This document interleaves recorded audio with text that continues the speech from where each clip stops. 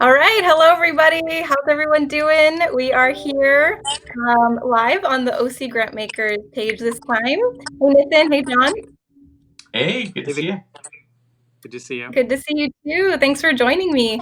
Well, today I'm excited to be joined by both of you to talk about the OC Grantmakers Summit that is coming up in October.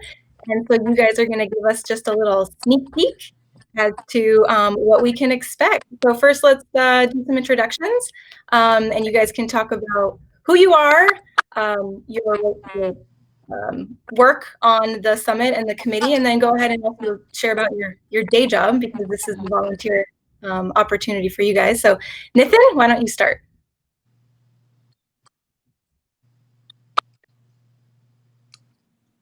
Oh, John, I do you thought want to go she ahead? invited you to start, Nathan, if you'd like.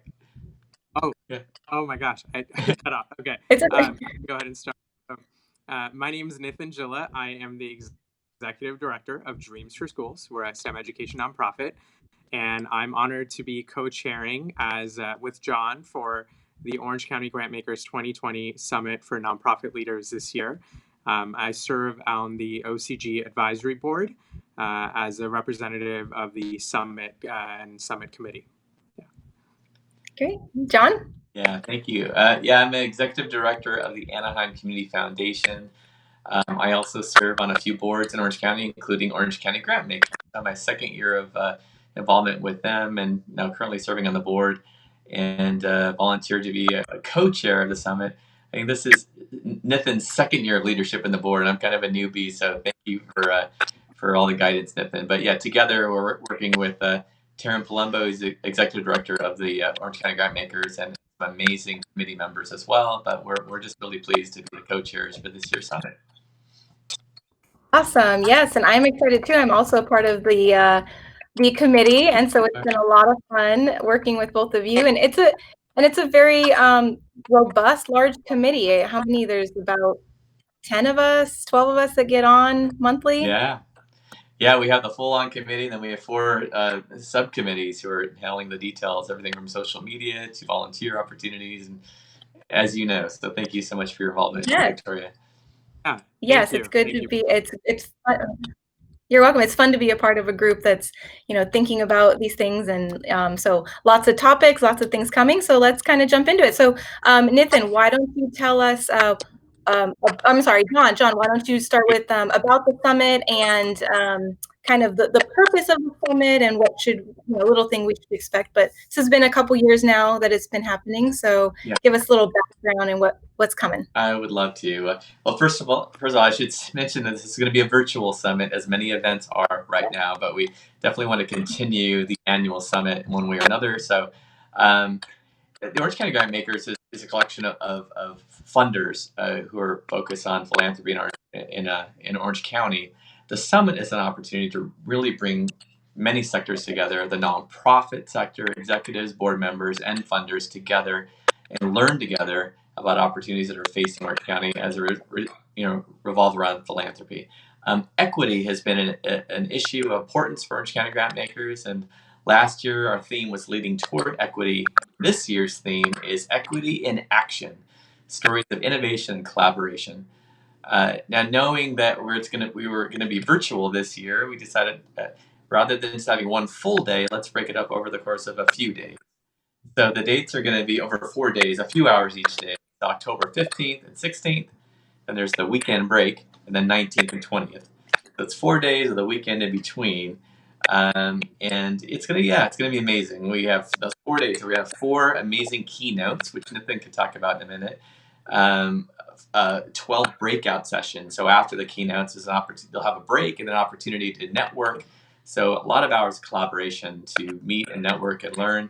And yeah, it's a $30, the same fee we'd normally charge. You get a lot for that registration fee. Yeah, and then over the 4 days, we have a general theme for each day. So the first day on October 15th, we're going to be talking about innovation. The next day, we're going to be talking about policy, how that relates and elevates our work in the various nonprofit and funder sectors. And then on October 19th, which is our third day, we'll be talking about racial equity and social justice. is obviously an important issue. And then on the final day, we're going to talk about recovery and resilience in a post-COVID world. So lots to learn, and I think all those themes really are connected in one way or another, so we can synergistically learn about different ways that we can operate now. So anyway, Nathan, do you want to shed a little bit of light on some of the speakers and breakout sessions here? Yeah. So day one, as John mentioned, we have different themes for each day. Our first day theme is innovation in a time of crisis, and we've got a wonderful opening keynote. Somebody who's actually spoken with us before, Vu Lee. He's from upstate in northern, North United States, and he's going to be kicking it off to us to really talk about philanthropy and nonprofits and what changes we need to make and how we can really use COVID as an opportunity to radical change and new ideas. So that's going to be our day one, and we're going to have follow-ups in the afternoon with different sessions with a couple of innovative nonprofits and examples from innovation in the food sector to how do we look at lessons learned from different nonprofits to actually also diving deeper into some of what Vu's going to talk about in the morning in a session by itself to explore how do we make that relevant to each of us in our own practices and kind of take action, right? And this year's theme is equity in action. So how do we really do that? So that's our day one. Day two, we are going to be moving into this theme around public policy from an equity lens. And we're pleased to welcome Kathleen Kelly-Janis, who is the Social Innovation Advisor to Governor Gavin Newsom. We were really fortunate to be able to have her join us. We're pretty excited for that. And then day three, we're moving into focusing and spending an entire day on racial and ethnic diversity and our commitment, OCG's commitment, and also just our commitment that we can all make to social justice. And for that, we are joined by some wonderful speakers. We have a panel that we're going to be doing. I believe it's public information, so I'm allowed to share. Ruha Benjamin with Nupol Kaizulu, who's an amazing team leader of the Black Lives Matter movement in New York. And we're going to be joined by our very own Allison Edwards from OC Human Relations.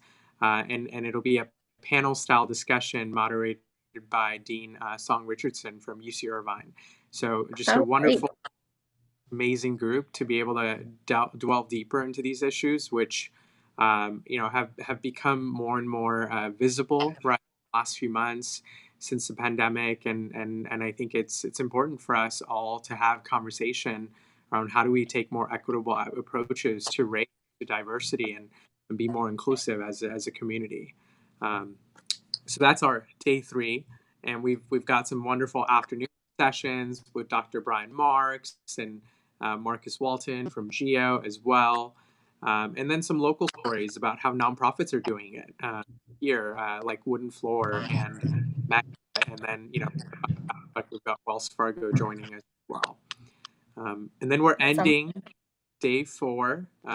This is a lot to cover, but day four is our big resiliency and recovery in a post-COVID world. And that's really about making sure as a community we're united, making sure as a community we are going forward and feeling like we can all support each other and be resilient through it all. I mean, this pandemic was a big surprise to all of us, just the timeline of it too. So we're going to be closing out on the last day with Wes Moore from the Robin Hood Foundation, as well as a panel from Fred Ali from Weingart as well. So got a pretty amazing speakers. This is just like a glimpse into all the other wonderful not able to cover right now. But yeah, that gives you an idea. That's amazing. Yes. So first of all, 4 days. That's a lot of info. And typically this is a 1-day in-person session. So to really spread that across 4 days, I think is smart because we're going to this virtual platform. So what else should we be expecting being virtual? Any fun surprises or new things that the community came up with? I know everyone's trying to figure out how do we remain fun and exciting in the virtual world. So anything around there we should know or can know? Sure, I'll start. You can add, Nathan. Yeah. Yeah, we want this to be an engaging experience for everyone tuning in. So we know it's virtual. We're kind of divided by the screen, but we're going to be sending every registrant a box of just both information and some other goodies to enhance the experience for each day. So uh, we had a meeting recently to discuss what those items would be, but we'll leave it a little bit of a surprise. But yeah, it's definitely some fun items, but also some very functional items to really elevate the learning. We also talked about how can we have a volunteer opportunity, through a virtual lens. So I'll let Nathan share a little bit about that. Yeah. So, as John mentioned, we've got the box, which is going to be pretty awesome. And from a volunteer aspect, we are partnering with a few folks. We're going to give all of our volunteers an opportunity to help out, do some volunteering at home on their own time, doing some thank you cards for food distribution and food partners in Orange County, as well as we're partnering with Zoe, who's a teenager who started a project called Dear Hero. It's an online platform that allows people to reflect and write and share about who their own hero is, and especially during this time where we have so many community folks stepping up from a healthcare hero to a grocery store hero, and just taking the time to honor our local heroes. So we're hoping to create an online space for reflection, discussion, and for people to be able to share on a page for Orange County heroes that we're going to do. So I'm pretty excited about that. And then we are also doing a little bit of a community art project that participants can opt in to participate in, where as part of their box, they will receive an art piece that collectively will be put together in a public place. So it's an amazing, I think, idea of bringing together 400, 500 potentially different unique perspectives on individual pieces, and then put it all together as a community and install it somewhere or have it at a nonprofit and have it rolling. So we're pretty excited to try out some new and innovative ideas there. That's so much fun. Yes, when I heard that come up in the program committee or in the summit committee discussion, I thought that was a great ad for everyone to feel connected, even though we're all going to be at home watching in. So I think it's a great idea. So thank you. Can't wait for the box and all the other goodies. So this year, like every year, you also have nominations that are put out for the community to nominate leaders, and you have a new award this year. Nathan, why don't you walk us through the nominations that are available and a little bit about the new award? Yeah. So we've got 2 awards typically that OCG does. The first one is the Sister Regina Legacy Leader Award, which is honoring essentially a leader in Orange County who set an outstanding example. I think you're going to the website. Here we go. Yeah, there it is. Who's just been, who's made a long-term commitment to Orange County nonprofit community, and really just made it all better. So this is an award that we usually do, which we're excited to come back to. And then our second award is the Emerging Leader Award.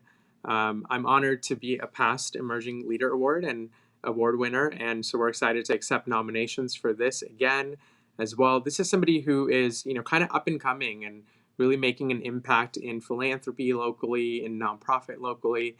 So we're excited to see what nominations people come up with, especially, to highlight stories and folks who are doing a lot during this time with the pandemic too. And then our newest one is our Outstanding Changemaker Award.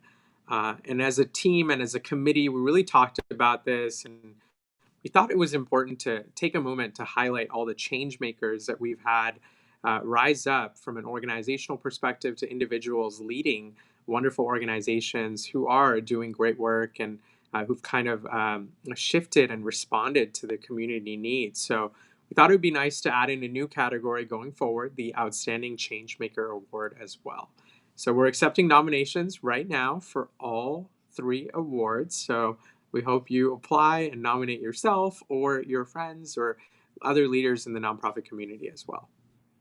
Awesome. And so people can access that through the website, correct? Correct. People can access the nominations as well as the summit agenda and register at ocgrantmakers.org. Great. And it's a really easy form. I actually have already went in and nominated someone, so it's not hard. You don't have to have a lot of info. It's just the person's name and why. So don't be shy. If someone has risen up or just you want to, give a kudos to someone, just please go and do that. It's really easy. It doesn't take long. So. I second that. I'm going to be nominations too. Good. Okay. So let's. Anything else about the award process or things that people should know? We're not going to be in person this year. So any ideas as to how they're going to be recognized since it won't be in person? Yeah, great question. Mhm. We are going to be recognizing the award winners virtually this year at the summit. I believe it is day 4 of our summit, but we're pretty excited. We have some cool ideas planned for that as well. Fun. Can't wait. All right. And so obviously this would not be possible if it wasn't for sponsors and generous donors. So I'm going to bring back John here. And John, why don't you share with us who's made this possible? Sure, I'd be happy to, and thanks for showing it. Yeah, we definitely can't do this without the support of our sponsors. As you can see, that we have our presenting sponsor, which is Cox Communication, our gold sponsor, Wells Fargo. We have several silver sponsors: the Allergen Foundation, Edwards Life Sciences, Hogue, Pacific Life, and Sun Family Foundation. And then our bronze sponsors, so it's JP Morgan Chase, Orange County Community Foundation, PIMCO, and a few more to go. Simon Scholars, Union Bank, and Weingart Foundation. And we also have our in-kind sponsor, which is Kingston, to provide some other goodies. So anyway, just a public thank you to all of our sponsors. And if anyone's certainly interested, please let us know. But we couldn't do it without you. Great partnership. Awesome. So cool. There we go. Okay, we're all back. Yay. Well, thank you guys. So anything else that we didn't cover that you just want to let people know that are listening or that might have questions? Registration is open, right? That's important for people to know. Right. Yeah, we launched that last week, so I would encourage you, if you were on our email list, please share that with others as well. I was on an Anaheim Rotary Club meeting this morning, and I shared a lot of great content and updates going forward. So be also, sure to follow us. We're not limited by capacity as we would if this was an in-person event. Last year, I believe we had about 380 people. Nathan, I think, teased 400, potentially 500. So that's where our goal is. You guys are talking on top of each other. 1 second. Oh, I'm sorry. I didn't hear or see Nathan on my end. Sorry about that. Yeah, sorry. I don't know why it brought you both in at the same time, but they're also you guys were talking on top of each other. So so John, you were saying registration link is open. Yes. Go ahead. Yeah, and I was mentioning, please share that with others. Yeah. If you don't have it, it's ocgrantmakers.org, and you can go from there. And I was also mentioning that we're not limited by the capacity of a venue this year. So last year we had about 380 people. This year our goal is 400 to 500 potentially. So we're excited about that. So anything else that Nathan wants to add, please do. Yeah, and then Nathan, you were talking about social media. So there's going to be a big push on social media. Correct. Yeah. So I encourage everyone to follow us, like us, tweet at us. We're going to be pushing out some great content, more speaker updates revealed, and then our committee is going to be doing some blog posts around equity and action in different topics. So excited to be sharing those too. Wonderful. Awesome. That's so cool. Well, I am so excited. October is going to be here before you know it, like all the months are. So everybody who's listening or will be watching this, make sure you go to ocgrantmakers.com or .org and sign up, or just follow one of us on LinkedIn, I'm sure, or go to LinkedIn, right? I know Karen, the executive director, does a lot on LinkedIn. So you will definitely find us. Sign up as soon as possible. But as John said, there's no limit this year because we're just all going to be, at home on our computers. So I think this is really important piece to continuing our networking and meeting with one another in any way that we can. Right? Thank you so much for having us. Yes, you're welcome. Thank you guys, and we'll be seeing you soon. Okay. Bye. See you Bye. soon. Bye.